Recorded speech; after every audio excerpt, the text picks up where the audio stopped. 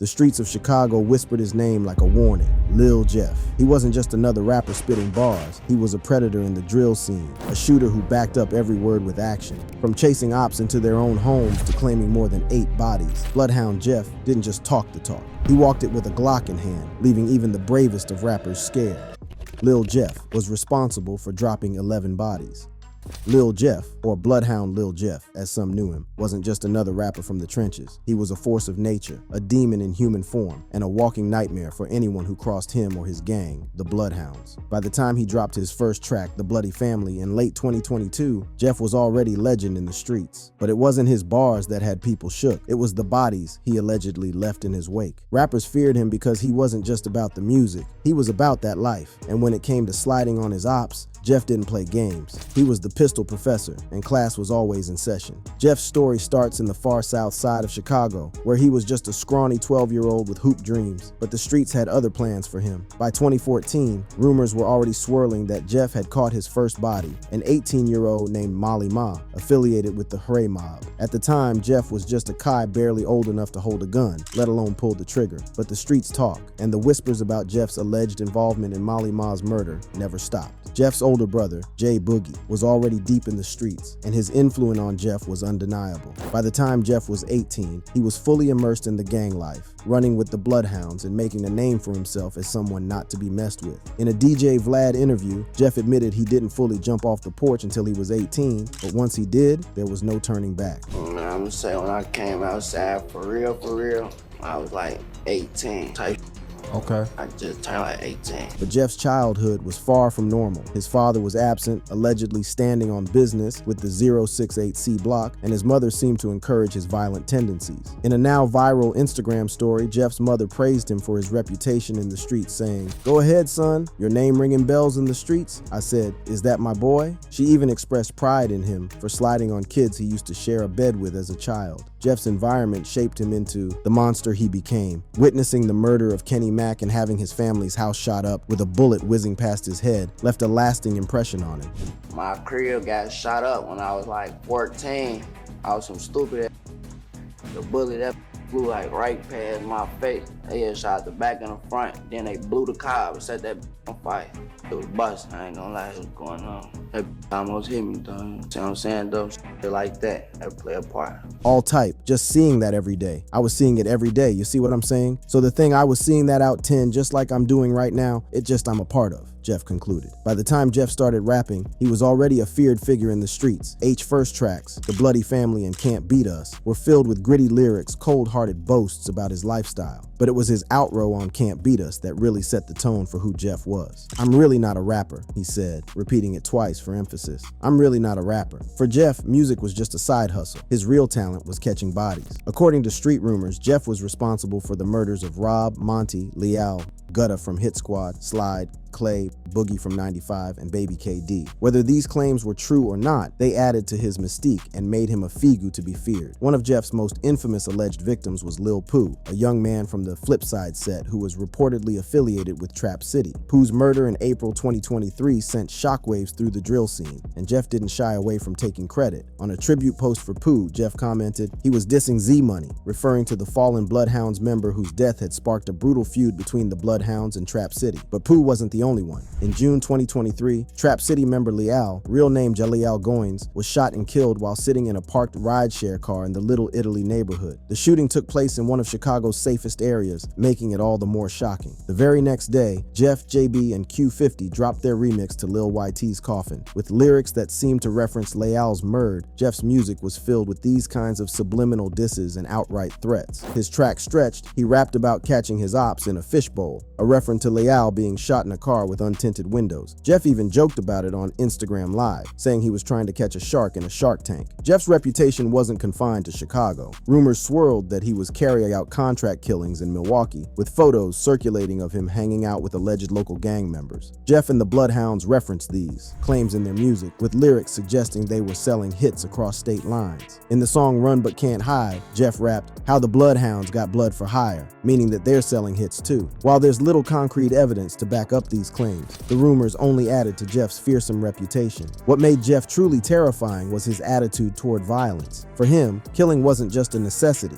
It was a game. In one viral video, Jeff was shown sitting in a car, joking about smoking someone who ran away after seeing his gun. Fans on Reddit were shocked by how casually Jeff treated the situation, with one commenter saying this shit was really all a game to him. But Jeff wasn't born a monster. He was the product of a violent environment and a family that encouraged his actions. His mother's praise for his violent reputation and his brother's influence in the streets shaped him into the person he became. Most of Jeff's alleged killings revolved around the feud between the Bloodhounds and Trap City. What made this beef so personal was the fact that Jeff and his ops were once friends. Jeff grew up with many of the people he later targeted, and he didn't hesitate to rap about killing kids he used to share a bed with. In the song Run But Can't Hide, Jeff rapped, "I'm beefing with guys that I used to be so close with, we used to sleep in the same bed." This line was almost word for word what his mother had said in their text exchange, where she praised him for sliding on his childhood friends. The feud between the Bloodhounds and Trap City is one of the most brutal in Chicago drill history, and Jeff was at the center of it. His music was filled with disses aimed at Trap City, and his alleged involvement in the murders of Leal and others only fueled the fervor.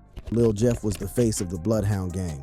For years, the Bloodhounds and Trap City ran together under the banner of Bloodhound 0679, a coalition that included Drill City, 400 East, MTV 079, and Chris World. This alliance was supposed to be unbreakable, a united front against rival sets. These sets were locked in, no major beef, just holding it down together. Rappers like RBTC, Lil Cap, Ver, and Mooka were repping hard, dropping tracks like On Fire and showing love to the hood. Even King Von's sister, Kayla B, and the Late Enchanting made cameos in the video, chilling in Trap City like it was family. But all that unity, it went up in flames in 2023. And it all started with one move that changed everything. See, the streets was cool for a minute, but then on March 16th, 2023, Z Money, aka Z Nelson, Jeff's cousin and a key figure in the Bloodhound set, got caught in deadly ambush. Dude was posted in his ride on 79th and Kimball, waiting for his homie who was dropping off clothes at the dry cleaner. Out of nowhere, a whip pulls up and shots ring out. Z Money tried to dip, but they caught him in a hail of bullets over 29 times. His boy returned fire, but it was too late. Z Money W gone and the streets lost a real one. Now, here's where it gets messy.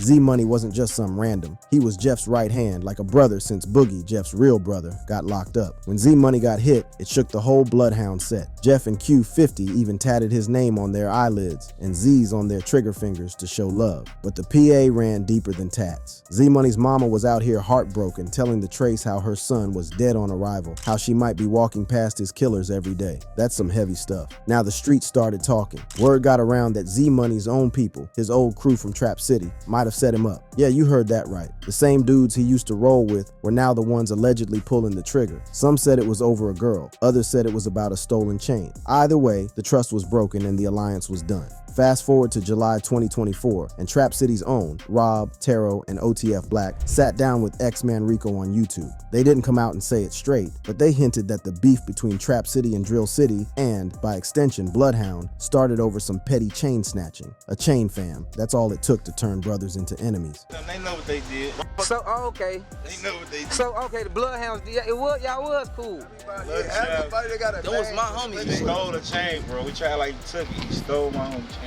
In 2023, Drill City members allegedly jacked a Trap City affiliate's chain and grab with 67 stalking. To outsiders, it might seem trivial, but in the streets, a chain isn't just jewelry. It's a symbol of pride, power, and respect. Trap City took the theft as a personal insult, a slap in the face from their so-called allies. The fallout was immediate. Trap City cut ties with the alliance, and the streets quickly divided. Most sets sided with Drill City, leaving Trap City isolated and furious. What followed was a cycle of violence that turned Chicago into a war zone. Bodies started dropping, and the drill music scene became a soundtrack to the bloodshed. Z-Money's death hit the Bloodhounds hard, especially Lil Jeff. Jeff and Z-Money were more than cousins. They were brothers in the streets. Jeff's grief quickly turned to rage, and he vowed to make Trap City pay. In the months that followed, Jeff became the face of the Bloodhounds, leading the charge against their former allies. In June 2023, Jeff made good on his promise. Trap City member Leal, real name Jaleel Goins, was sitting in an Uber in the Little Italy neighborhood when Jeff allegedly pulled up and opened fire. Leal didn't stand a chance. The shooting saved shockwaves through Trap City, and Jeff didn't hesitate to rub salt in the wound. In his music and social media posts, Jeff taunted Trap City over Leal's death. Jeff's brazenness only added to his reputation as a fearless and ruthless killer. Just 2 months later, Lil Jeff and the Bloodhounds were at it again. On August 31st, 2023, around 2 p.m., an alleged member of Trap City named Glendale was posted at a Clark gas station on 67th and Eberhart, deep in Trap City's hood. Out of nowhere, someone rolls up and starts blasting. Glenn gets hit multiple times and ends up in critical condition. This was a brutal day in Chicago, with 4 people getting shot in Woodlawn alone, including a 4-year-old boy. Thankfully, Glenn survived, and the next day, he was on social media thanking everyone who checked on him. But he also sent a message to the people who wanted him dead. And let's be real, that message was aimed straight at the Bloodhounds in Drill City. The feud escalated in January 2024 when Monty Drench Williams and Robert Lil Rob Boston, brothers from Nitty Block, were gunned down in broad daylight. The attack was meticulously planned,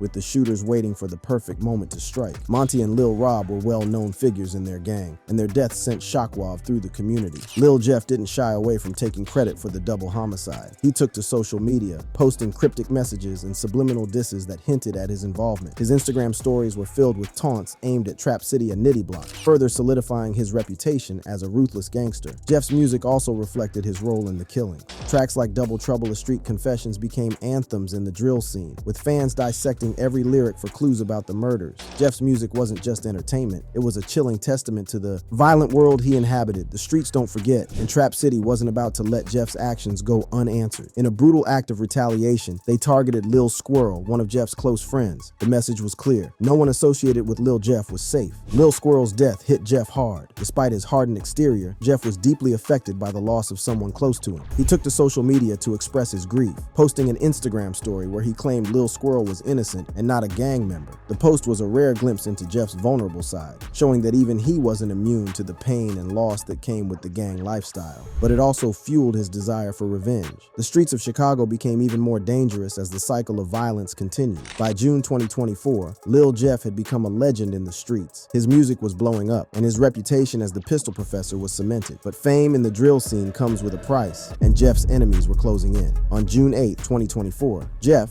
his right-hand man Q50, and their associate Vert decided to slide on Trap City territory once again. They pulled up to a trap house in a stolen SUV, ready to make a statement. Jeff, ever brazen, hopped out and began chasing a Trap City member named Man Man. However, this mission would prove to be Lil Jeff's last with his beloved Bloodhound members. Rappers rejoice after Lil Jeff's death. The streets don't care about your name, your clout, or your bars. If you play with fire, you're gonna get burned. And for Lil Jeff, the leader of the Bloodhounds, the fire came on June 8th, 2024, in the most dramatic way possible. Jeff was always more about the streets than the music. He said it himself in his raps. But on that fateful day, the same drills he was dishing out came back to bite him. Surveillance footage leaked online shows Jeff, Q50, and another man pulling up on South Rhodes Avenue, a spot Jeff had bragged about shooting up in his songs. They hopped out the car, guns blazing, chasing a dude in bright yellow shorts, later identified as Man Man, ducked behind a car and ran up a porch.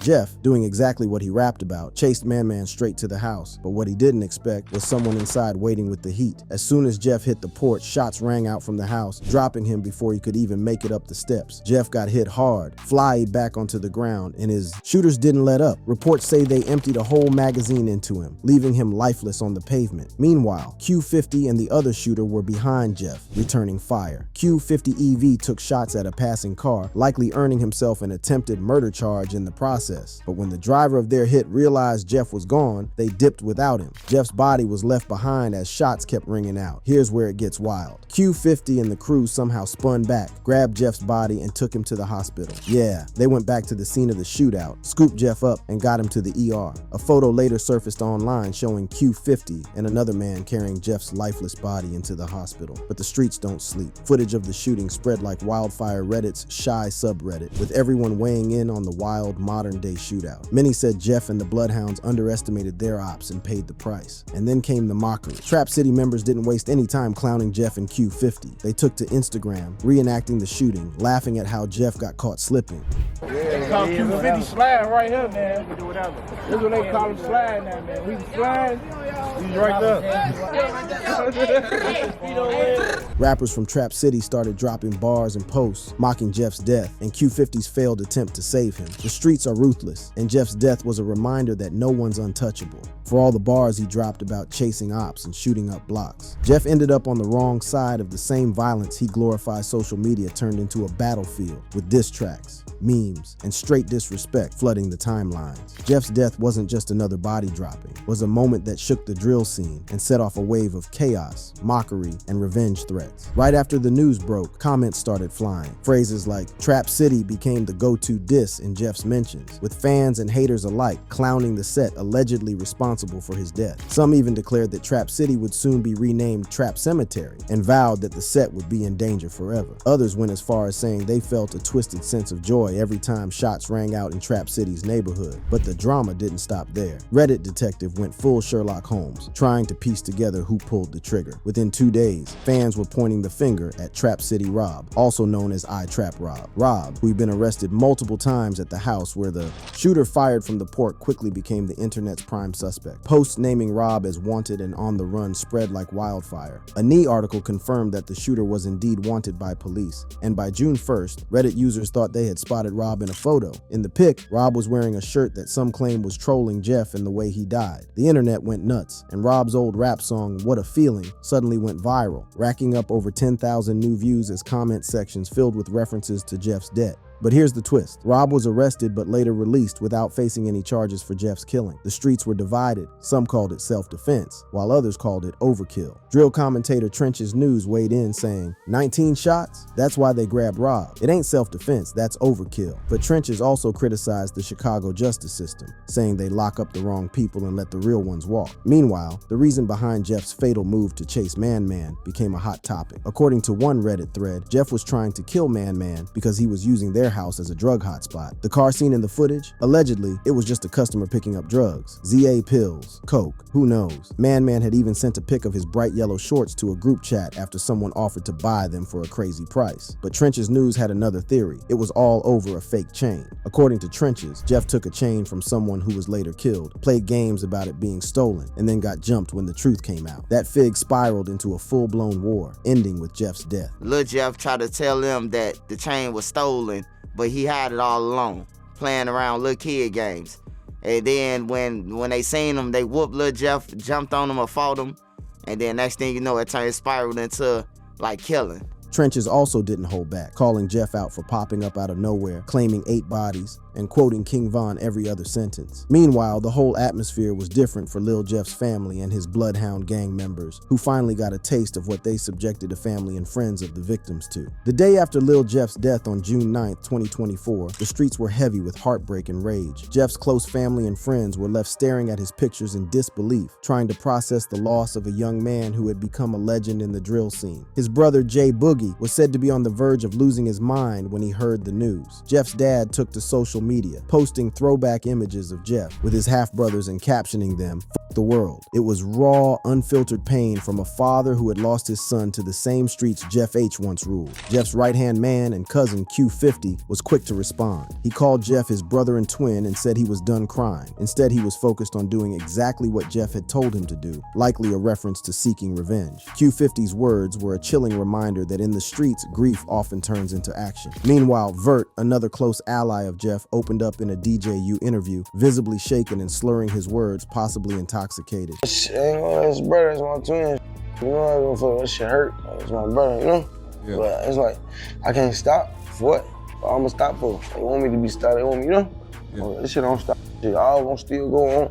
Brother gonna live through us. He said Vert's words echoed the sentiment of many in Jeff's circle. The pain was real, but the streets don't stop for anyone. A vigil and balloon release were held in Jeff's honor, a moment of peace in the midst of chaos. But the calm didn't last long. On June 10th, a Bloodhound member claimed that even their ops had saluted Jeff for the work he put in on the streets. But the salute came with a warning. Revenge was coming soon. Jeff's dad doubled down on the ominous tone with a haunting Facebook post. "Let it be known y'all didn't get him. He came trying to get y'all. And what happened, happened. But the saga continues. Clear the streets." The post sparked mixed reactions. Some praised his raw honesty, while others called him out for talking about his son like he was just another homie in the gang. Critics branded him a goofy who failed his child. But in the streets, loyalty often blurs the lines between family and brotherhood. Jeff's funeral took place on June 22nd, 2024, and images from the service flood social media. Flower arrangements, funeral programs, and even pictures of Jeff in his casket were shared widely. Attendees wore buttons labeling Jeff the Reaper, a nod nod to his reputation in the streets. His girlfriend was seen dropping the letter Y in front of his flower arrangement, a subtle but powerful tribute. The streets are ruthless, and Jeff's death was a reminder that no one's untouchable. For all his bars about chasing ops and shooting up blocks, Jeff ended up on the wrong side of the same violence he glorified. Now, the Bloodhound are left to pick up the pieces, while Trap City celebrates what they see as a victory. But in these streets, the cycle never ends. One man's downfall is another man's come up, and the beef between Bloodhounds and Trap City is far from over. Rest in peace, Lil Jeff. But in the drill world, peace is a luxury no one can afford. The drills keep spinning and the bodies keep dropping. For more content like this, click on the videos showing on your screen now.